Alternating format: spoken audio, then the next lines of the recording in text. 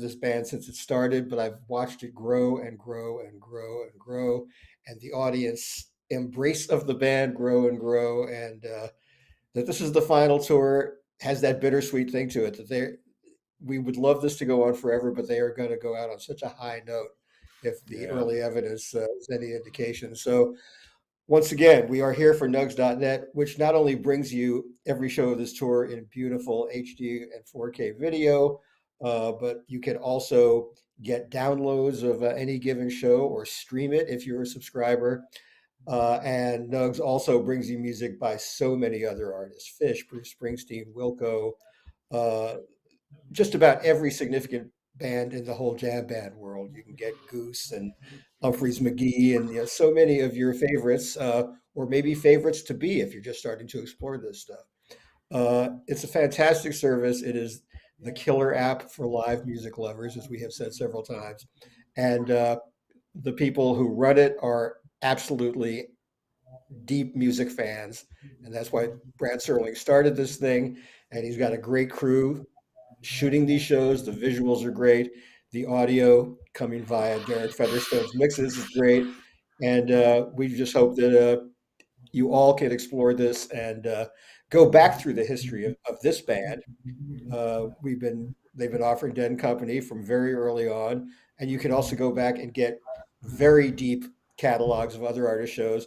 David has talked about how you want to hear that Bruce Springsteen Winterland show from 1978 again. It's there, uh, as are the shows that Bruce is playing on his current tour of Europe. Uh, so many artists that you like are available on Nugs.net, and we urge you to try it out. I also want to compliment whoever's doing the video switching, mixing on this tour. Again, my guests downstairs were remarking on how nicely the video is sort of smoothly dissolving from one musician to another. That's one of the things I love most about this is that it's so musical.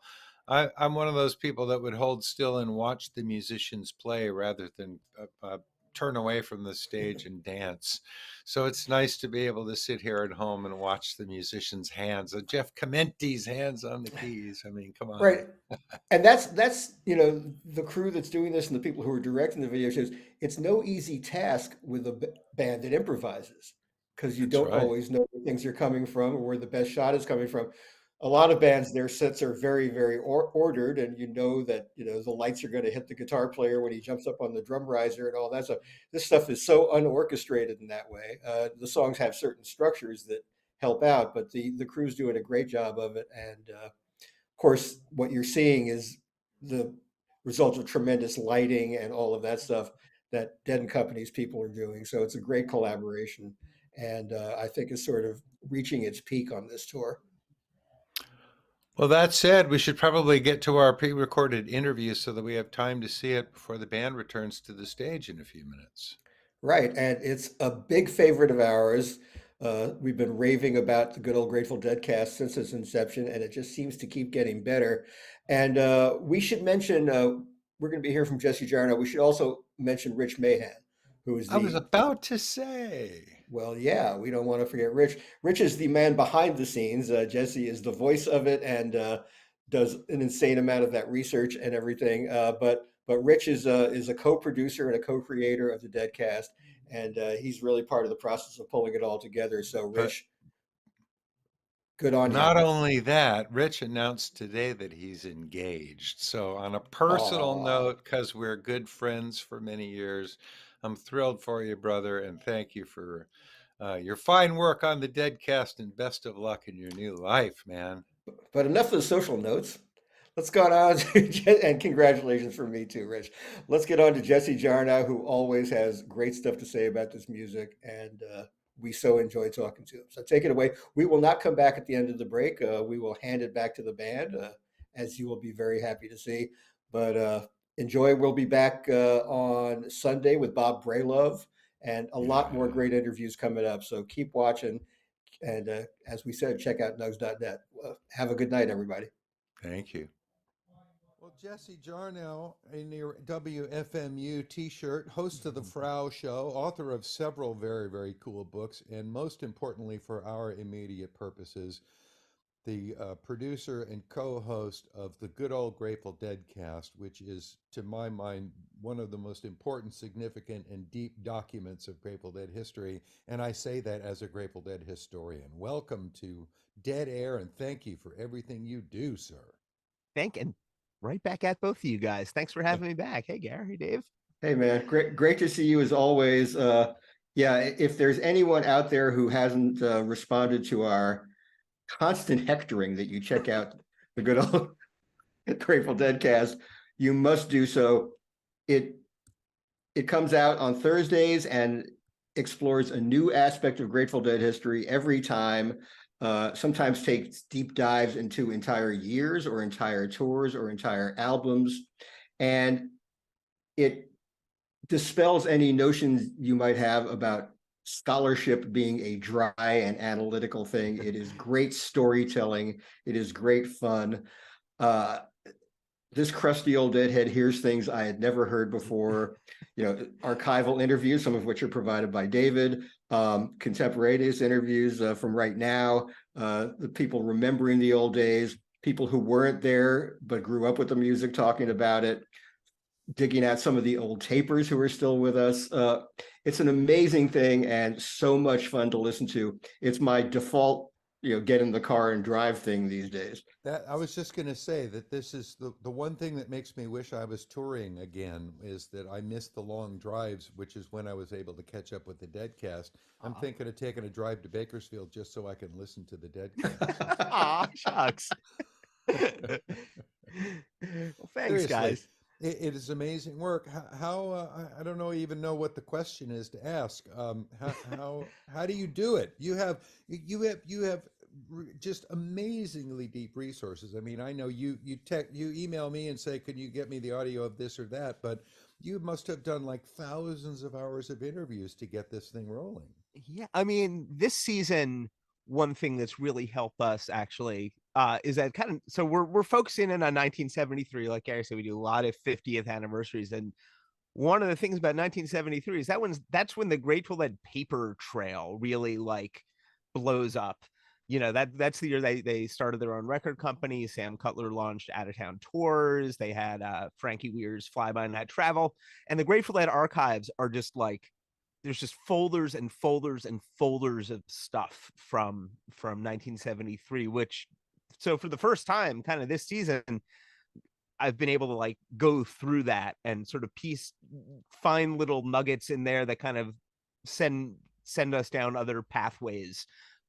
Like a spoiler for this season that I discovered in a just like a side note in a letter in a file pertaining to the Des Moines show is that Irving Azoff worked for the Grateful Dead for like 2 minutes in 1973. Irving went on to become, infamous manager of the Eagles and some other artists you may have heard of.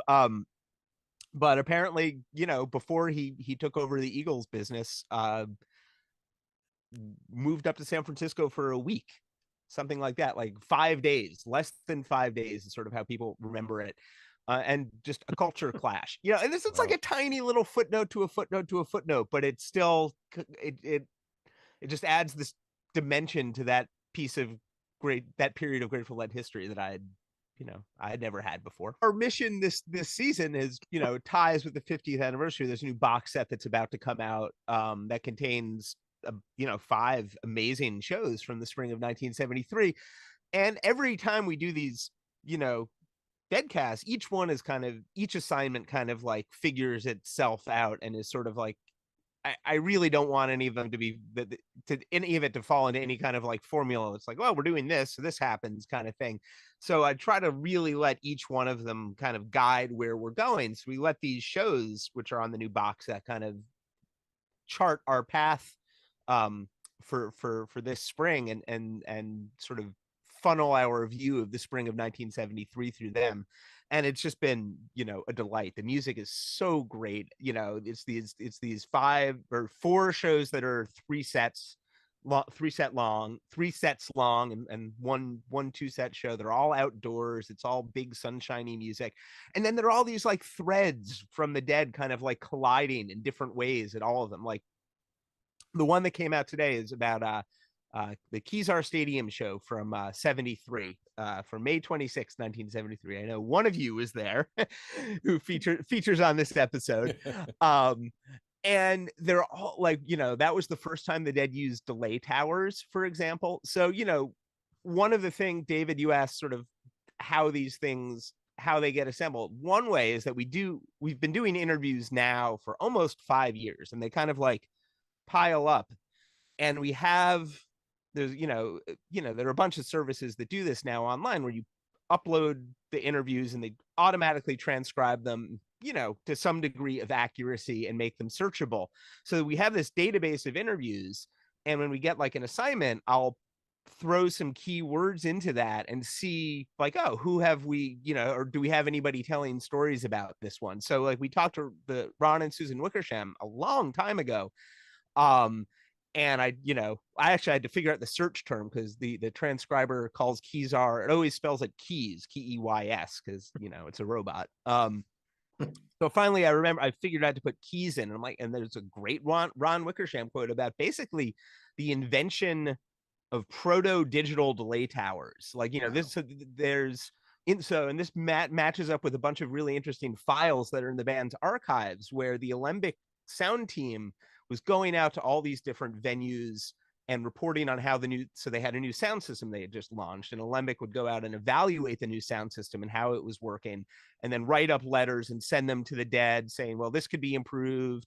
And, there's this great detailed letter about Santa Barbara where it's like, there was a wind off the ocean and it blew the sound 600 feet above into the northeast of where we wanted it to go. So we think delay towers to counterbalance that at the next show, would be good. And then there's a follow-up like, oh, and then, Rick Turner and I visited, this is a letter from Ron Wickersham, Rick Turner and I visited Kezar on Monday, and it found it was even windier than Santa Barbara. So this delay tower has to go here. And it's all about, so and we have this story then of Ron Wickersham. It's basically, renting these early delay units from Eventide and then figuring out how to chain them together in a way that's all automatic now. It's like, I'm sure you can like do this from your phone or an iPad or something anywhere in the venue, just like, set delay 0.2 milliseconds from tower, back tower. But there's pages in the archives of math. It's like, what the hell is this? Which will not be heard on the Deadcast. That sounds pretty damn dry. But just very, very quickly, it's amazing to see. The point of delay towers is to match the audio coming off the stage, calculate the distance and the travel time of the audio so that the towers halfway out into the house reinforce and perfectly sync up with the sound coming off the stage. This was used at all these massive shows. It was a heavy thing also later in the year at Watkins Glen. Right. And not only position them, but angle them, sort of like, and so that's part of the calculations as well. And we also at the RFK show the following week, and they're really like brainstorming these things, and Ron was talking about how, the light crew came to them and said, oh, it's a pain in the butt to kind of like angle the towers themselves. Can you figure? And so that kind of led to the idea of what we would now call virtual modeling, but in that case, in 1973, pages of math to figure out how to approximate like a 0.5 degree tilt on the tower.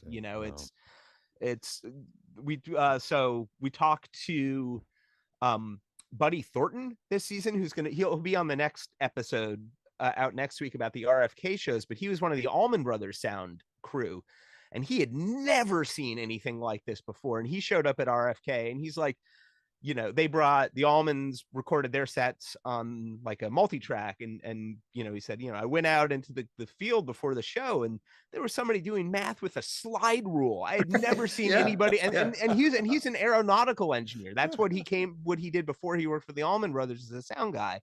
So there was so many little pieces going into all these shows in 73 that it's now kind of like picking those together. It's all of them are kind of little plot points. That's great. It's just I also figure you must have all of the books. I will get an email from you once a month or so saying, could you send me this paragraph from page 27 of Conversations with the Dead? I figure you must have more Post-its than pages in every one of these damn books because you're looking for these quotes and stuff.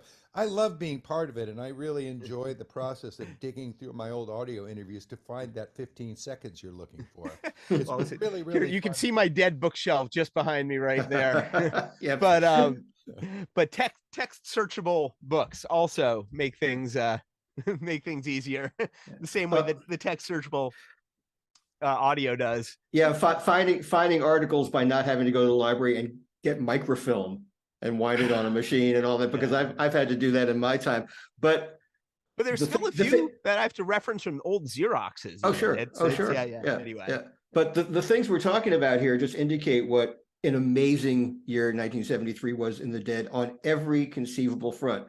What they were doing with the sound system was the ascending amount of work that would later manifest in the Wall of Sound, leaving Warner Brothers, starting their own record company. The work heard on this new box set includes the songs to be included on Wake of the Flood, which were maturing over that summer. Yeah.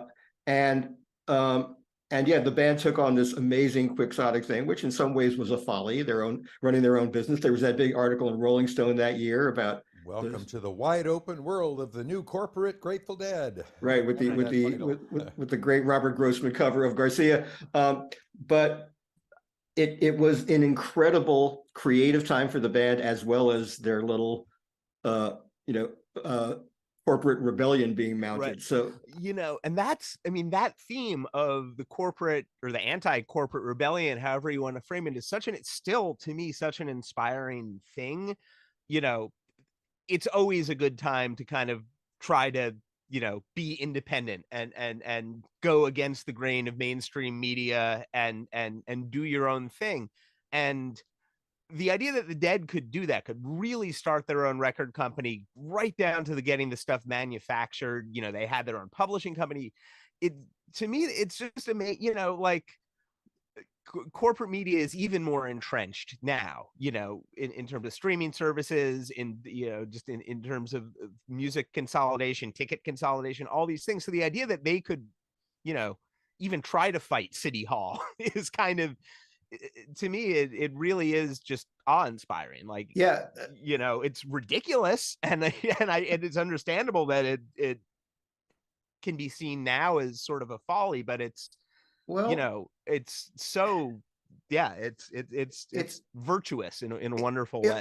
It's seen as folly, but also seen as visionary and very influential. I mean, even someone as huge and powerful as the Beatles, they had this vision of their own little empire, but they did Apple all within the realm of EMI. Yeah. The Dead did everything down to the distribution and the pressing plants, as you said. And a lot of people to this day credit them as pretty much the inventors of the artist-owned indie label. From the people at SST Records to people like Vernon Reid and the Black Rock Coalition, they have all cited the Grateful Dead as the people who took the chance, the people who staked out that frontier. Right. And one of the things that I, again, seen in the archives is how they saw all of this as an extension of their questing. That's literally the word that's used in the business papers. There's this amazing report that's in the archives from Alan Trist, who ran Ice Nine Publishing, tight with Garcia and Hunter, back to the early days. And he was kind of, the Dead were a rock band. They were, they developed sound, but they were also kind of a think tank. And Alan was, and Alan and Hunter are kind of like, and people like John McIntyre are sort of, a think tank in that way. So they do these papers. And one of the things that Alan talks about, and it's this report about what are we going to do now that our Warner Brothers contract is up. And it's like, well, we could re-sign, we could do this, and it weighs out all the options. And one of the factors in there is the questing factor. It's like, how adventurous are we going to be? And it's a real part of their business decisions. And you can see all of these things as just an extension of the music and the bigger thing that they were doing, the bigger project of being the Grateful Dead. It's all on the same, it's all right there, one flowing into the other. You mentioned a key word. You said music, and I want to bring this back to the subject of music. Please. And I mean, 73 is an important year for all the reasons we've just been discussing, but it's also important that the Grateful Dead were at this peak of their collective consciousness as a band. And they had an amazing year in 1972, which was the year that got me on board. It made a lifer out of me the first time I saw them.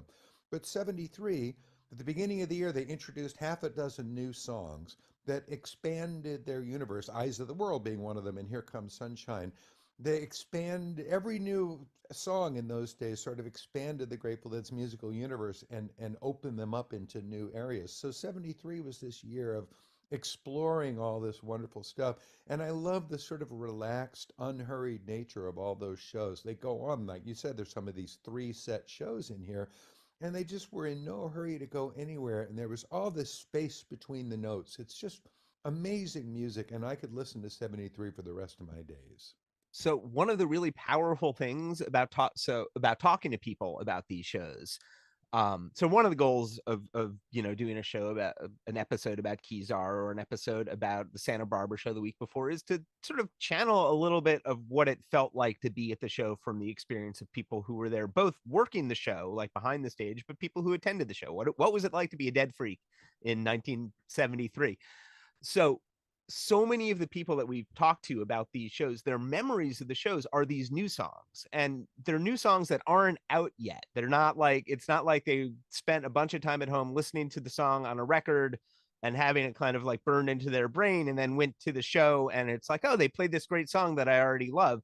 It's going to the show and having like this first powerful exposure to something brand new and that will be part of your life for many, many years. And the first impression of it is in this situation. I know you had that experience, David. I did. I think that's one of the most amazing things about the Grateful Dead, and another one of the ways that they bucked the normal way of the music business. The rest of the music business would perfect the song in the studio, put out the record, and then go tour the songs.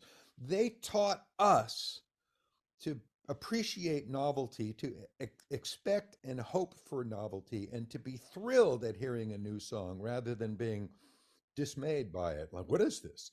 So that's another one of the things the Dead did.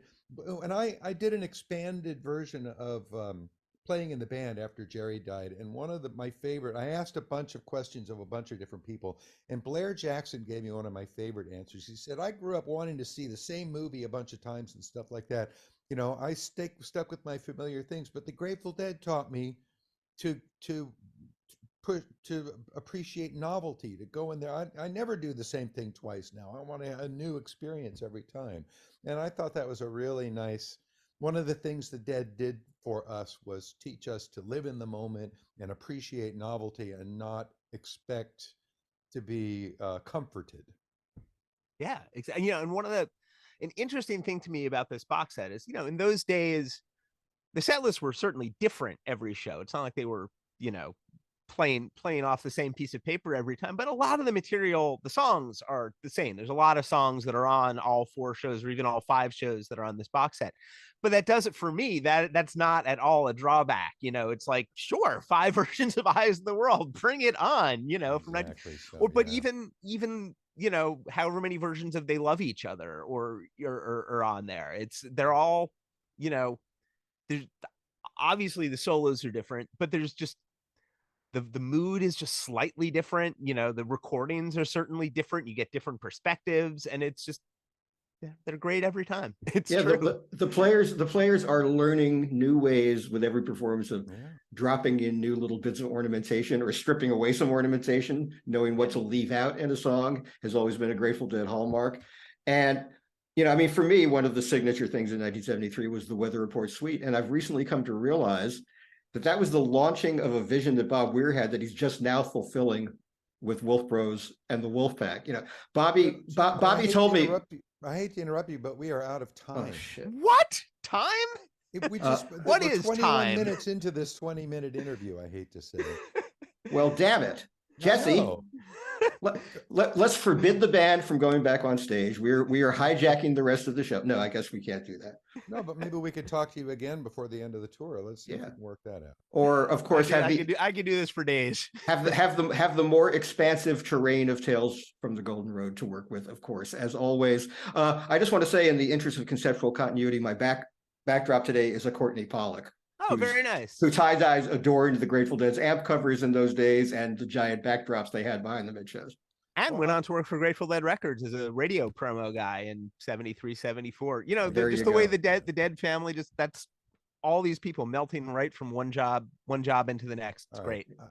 I'm so very, very sorry to say that we have to stop this now and go. Well, I mean, I'm glad we get to go back to the Dead and Company show, but I'm sorry we have to stop talking with Jesse.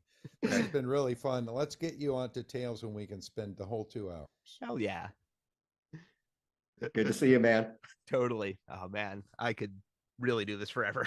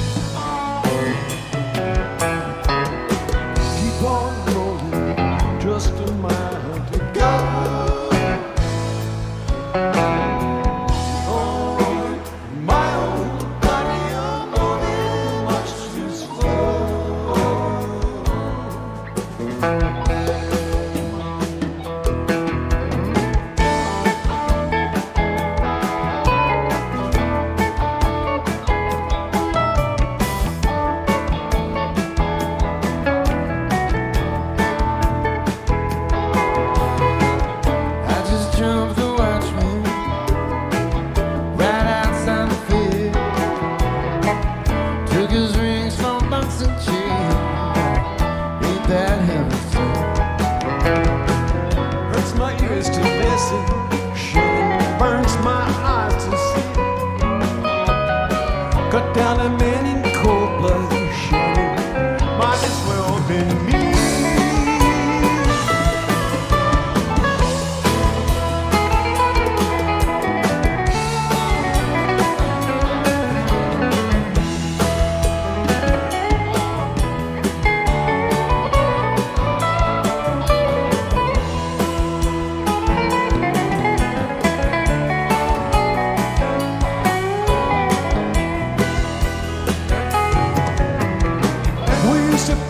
Silver, now I play for life. Once was born, once was blood at the pull of the knife. Now the die is shaking, now the diamonds fall. There ain't no winner in the game. You don't go home with all. Die with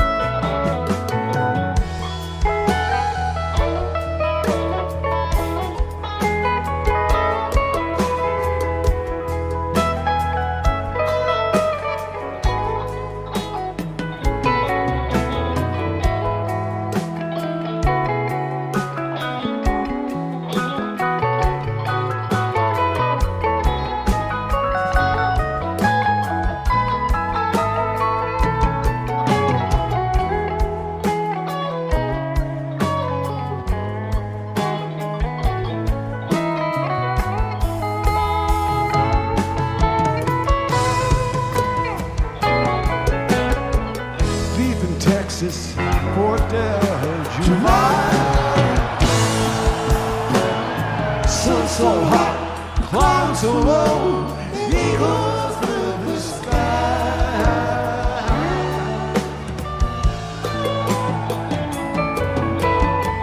Catch a Detroit lining out of Santa Fe. Great Northern Irish Cheyenne from sea to shining sea.